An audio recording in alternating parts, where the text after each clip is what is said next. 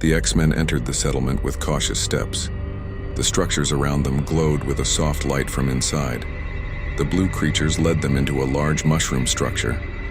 It was filled with furniture made of crystals and bioluminescent plants flickering on the walls. The older creature gestured for them to sit around a large table in the center.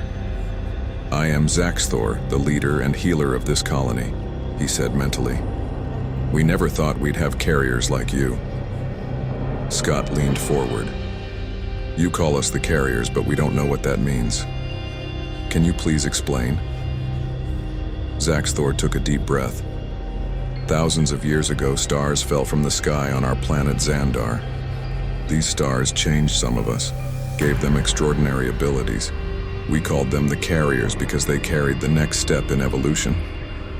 Jean's eyes lit up. "This is very similar to the emergence of mutants on our Earth." Zaxthor nodded. "Yes, it seems very similar, but in our society the bearers are considered sacred. They are the protectors of our planet and our people." Logan interjected impatiently. "What about the mutant we're looking for? What do you know about him?" Zaxthor's face darkened. "Ah yes, the alien transporter. We found him a few days ago, wounded and frightened. We tried to heal him, but his powers got out of control. We're holding him in a safe place now." Scott stood up. "Can you take us to him? We can help him." Zaxthor hesitated. "His powers are dangerous. I can't read his mind and I can't communicate. I don't know how you can help." Jean spoke gently. "We have experience with this. Please let us at least give it a try." Zaxthor thought for a moment, then nodded. "Very well, but you must be careful. Come, I will take you to him." The team followed Zaxthor out of the settlement. After a short walk, they stopped in front of a dome-shaped structure covered in shiny crystals. Around the structure were stones covered with strange symbols. "These symbols keep his powers in check," Zaxthor explained, "but the effect is fading." Scott turned to look at his team. "John, come with me. The others stay here and stay alert." John and Scott entered the structure with Zaxthor. The interior was dimly lit. In the center of the room stood a figure surrounded by an energy field. As they approached, they saw that it was a young human girl. When the girl noticed them, she backed away nervously. Her hands were flashing with bright energy. Jean gently took a step forward. "Hello," she said in a soft voice. "My name is Jean. This is Scott. We are here to help you." The girl looked at them with fear and suspicion in her eyes. Are you mutants too?" she whispered. Scott nodded. "Yes, we are. And we're here to take you home." The girl's eyes filled with tears. "Home? But I'm too dangerous. I can't control my powers." Jean reached out into the energy field. "We can help you. We have taught many mutants like you to control their powers. Please, give us a chance." The girl hesitated, then slowly took a step towards Jean. Just then, an explosion sounded outside, and the structure shook. Scott turned on his radio. "What's going on out there?" Logan's voice came over. "We're in trouble, Cyclops. It seems like everyone on this planet doesn't like us. We're under attack." Scott quickly turned to Jean. "Take the girl and get out now. I'll talk to Zaxthor." Jean nodded and turned to the young mutant. "What is your name?" The girl answered in a shaky voice. "Lyra. My name is Lyra." Jean smiled.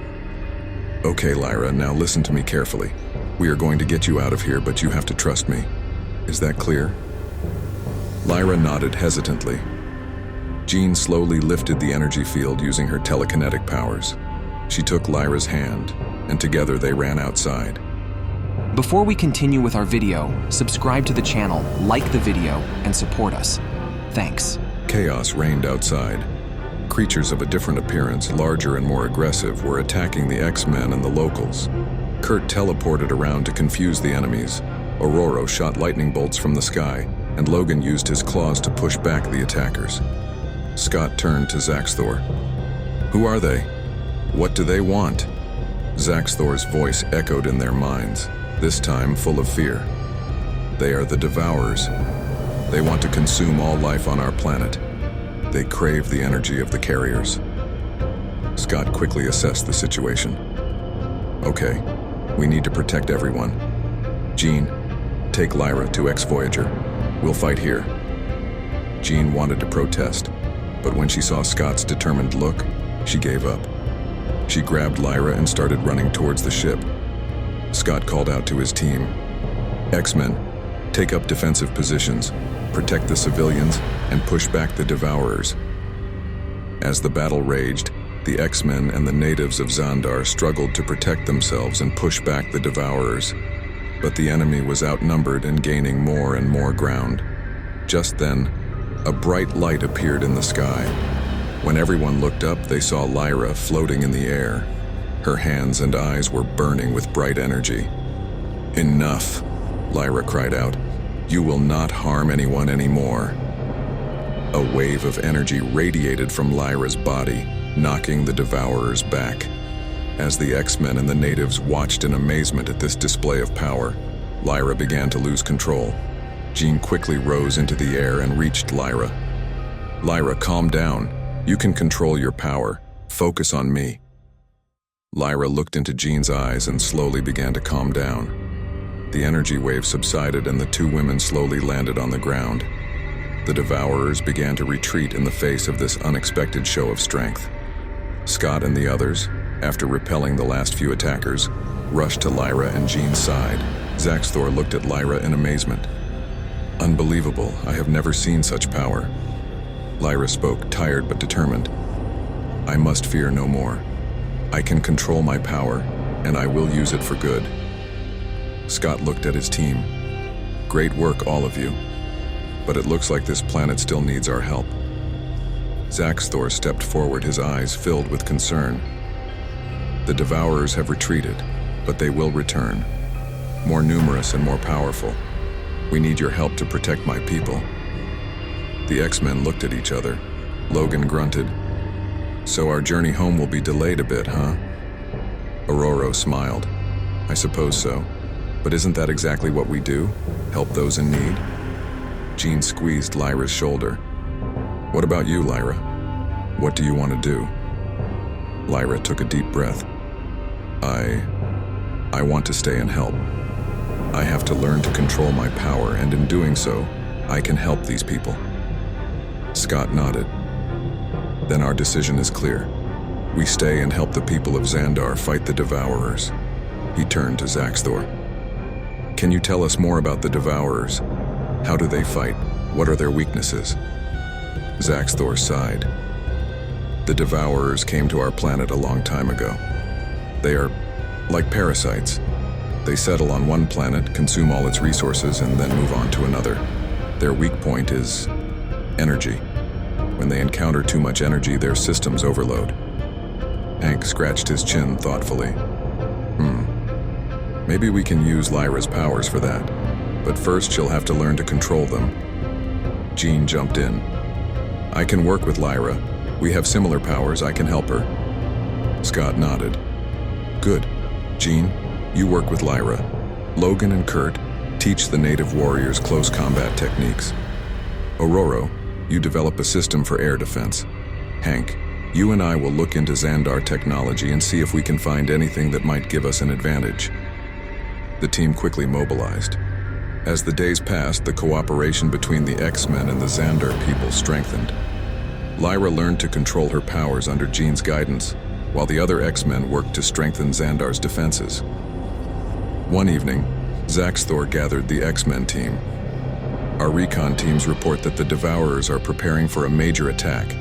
They will strike tomorrow at dawn. Scott spoke decisively. We are ready. The people of Xandar and we will fight together. During the night, final preparations were made. As dawn broke, the dark army of Devourers appeared on the horizon. Thousands of creatures marched towards the Xandar colony. Scott stood on a high platform and addressed both the X-Men and the Xandar warriors. Today you fight not only for yourselves but for this planet, for this people, and for the future. As long as we stand together, no force can defeat us. As the battle began, The two sides clashed with great noise. Cyclops' optic beams, Wolverine's adamantium claws, Storm's lightning bolts, and Nightcrawler's acrobatic stunts made huge breaches in the Devourer's ranks. The Xandar warriors were doing their best, driving the enemy back with their crystal weapons, but the Devourers were outnumbered and were slowly advancing. Just then, a bright light appeared in the sky. Lyra was floating in the air with Jean. Both were surrounded by a bright aura of energy. "Now, Lyra!" Jean shouted. Lyra closed her eyes and concentrated. An enormous wave of energy radiated from her body. As this energy hit the army of Devourers, the creatures began to writhe in pain. Their systems were overloaded. Their bodies could not handle such intense energy. The X-Men and Xandar warriors seized the opportunity. With a final push, they neutralized the remaining Devourers. When the battle was over, the exhausted but victorious warriors embraced each other. Lyra and Jean landed slowly on the ground, both looking exhausted. Zaxthor approached the X-Men. His eyes shone with gratitude. "We could not have won this war without your help, and the people of Xandar will be forever grateful." Scott smiled. "We only did what was right, but now it's time to go home." Lyra stepped forward. I want to come with you to Earth. There I can learn more, control my powers better."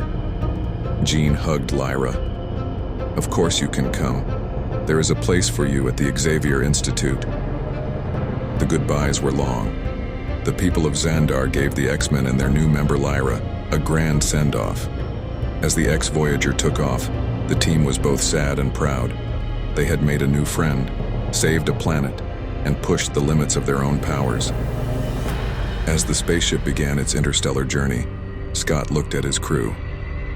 "We're going home, but this adventure hasn't left any of us the same. We are stronger now, wiser." Jean added, "And we have seen once again how big and mysterious the universe is. Who knows what adventures await us?"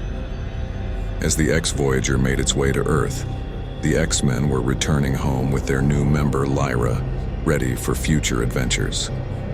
Their experience on Xandar had changed them forever, and that change would empower them in their future endeavors.